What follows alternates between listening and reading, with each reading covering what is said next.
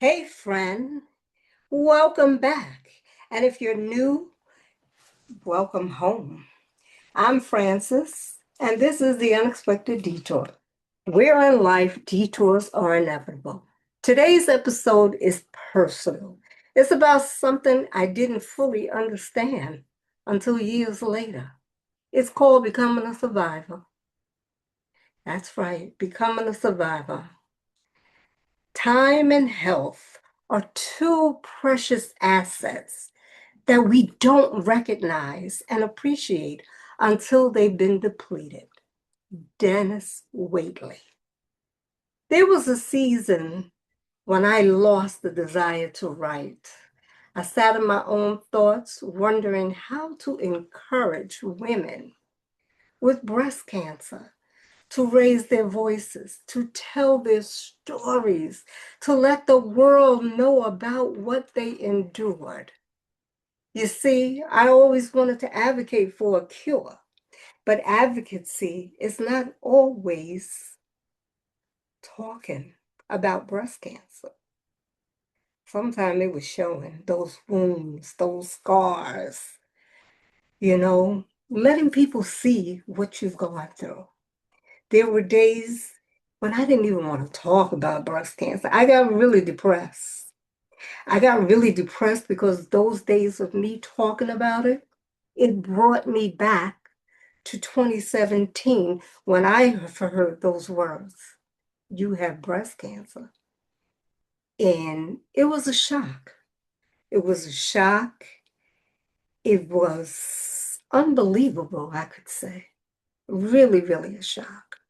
Because I'm like, after 40 years, not 40, but 20 years, excuse me, 20 years of having a mammogram starting at age 40 to the age of 60, and all of a sudden, I have breast cancer. Those words really do something to you. They divide you into life before and after, before the diagnosis and after the diagnosis. And what troubled me deeply was hearing about younger women being diagnosed, women with so much life ahead of them. That really, really was mind boggling. How could young women, younger than me, get breast cancer? So I asked my oncologist one day, and she said researchers were concerned too, noticing more women were facing this disease.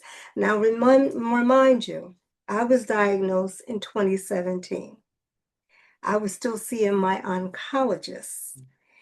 And I asked her this question in about 2019 because I kept noticing this influx of younger women with breast cancer, younger than me. So it bothered me because I said, I wish I could do something about it. And because breast cancer doesn't ask permission, it does not care about age, it does not care about your plans, it interrupts. But something changed in me over time. We're now in 2026, and conversations about breast cancer no longer shake me the way they did in 2023 or when I asked her in 2019. So just think, it took me that long to just even want to talk about it. So you say I was a survivor after 5 years in 2023, but I still had no desire to really want to address that breast cancer situation because all it did was open up old wounds for me. And those old wounds, they really hurt, because it took me a while to process it. Although I was a survivor, I still had to process how did I get it?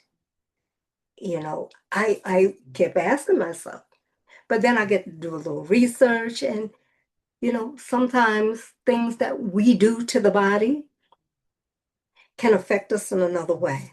So I asked questions, and the first question I asked my oncologist was, does birth controls pills, did they have anything to do with it? She said, no.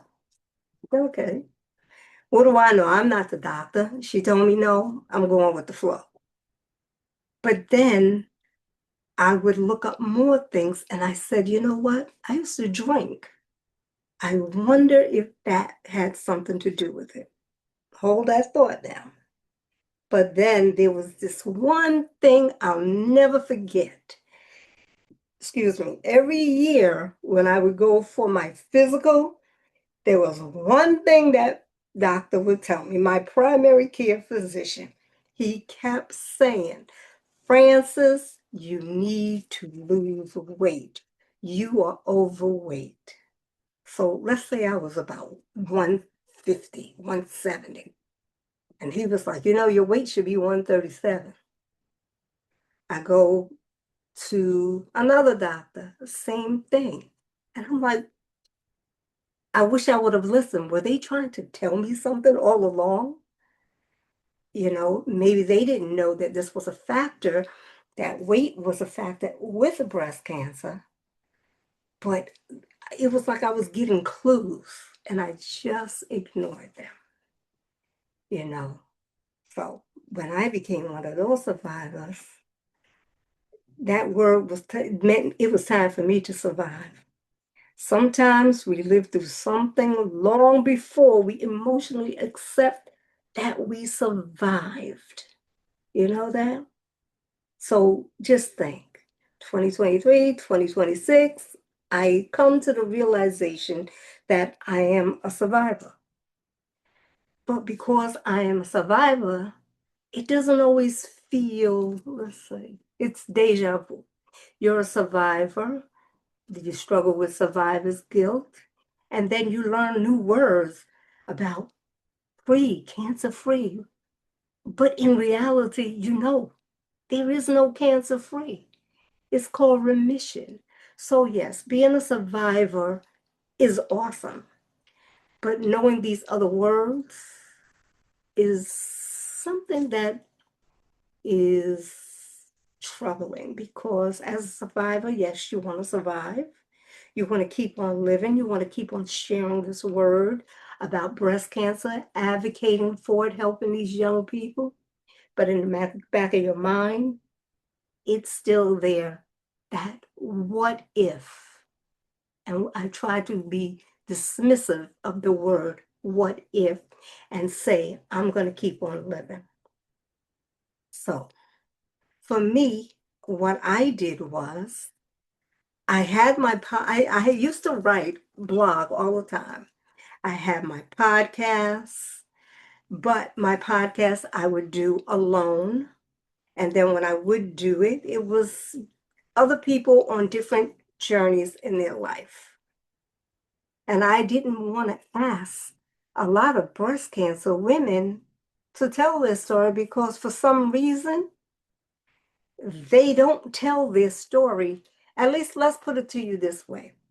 They don't tell me their story, but I see that they will get on social media and they will show the scars, the wounds. And sometimes I wonder why. Why do they get on social media to show scars and wounds? In all honesty, I don't know if they want people to see those scars and those wounds, or if they're just trying to maybe, don't take it the wrong way, maybe bring attention to themselves. But they are not the only ones going through it. They're not the only ones. They get on there, they tell the whole story, the whole world, but you won't sit down and have a one-on-one. I mean, after a time, I did get a few that were able to sit down one-on-one. And believe you me, their stories are amazing. They're amazing and they're young. They're young. And I decided the best way for me to raise awareness was to bring women together. It didn't matter the age, anything. It could have been the same diagnosis, but how was each person dealing with that diagnosis? That's what made the difference. And that's the voices that I needed to hear. So that is what I did. You know, like I said, some of them, they stay silent. Some of them, they cry. Some educate, some celebrate. And some speak loudly because they almost lost their voice. And those are the ones I like. The ones that speak loudly and don't lose their voice, you know. So from that, I created a podcast called The Resilience of Black Women Confronting Breast Cancer. It's a monthly podcast where women come together to share their stories, struggles, victories, fears, laughter, and healing. And believe you me, I have learned a lot from these women.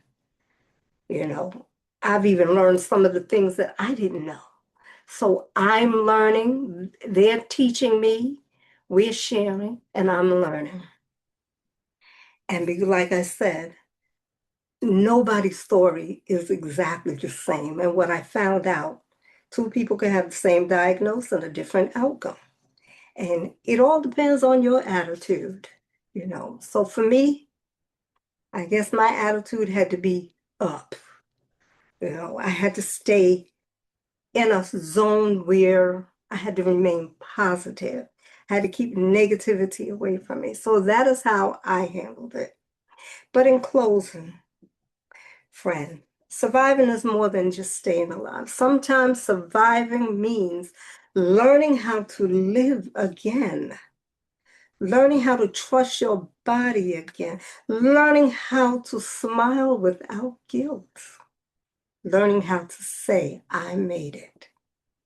If you're walking through something difficult right now, hear me clearly. Your story still has breath in it. Your pain can become purpose, and your detour may one day become someone else's roadmap. And that's what I found out. I am Frances, and this has been the Unexpected Detour. Until the next time, keep walking. And if you haven't purchased this book, which is called The Silent Whispers in My Ear, this is my book, and it is a motivational book where people who have purchased it have read it more than once, and it has helped. So if you would like to purchase it, it is available on Amazon. And if you want an autographed copy, you can go to my website, theunexpecteddetour.net. And there you can order it, and I will autograph the book. And with that being said, have a good night.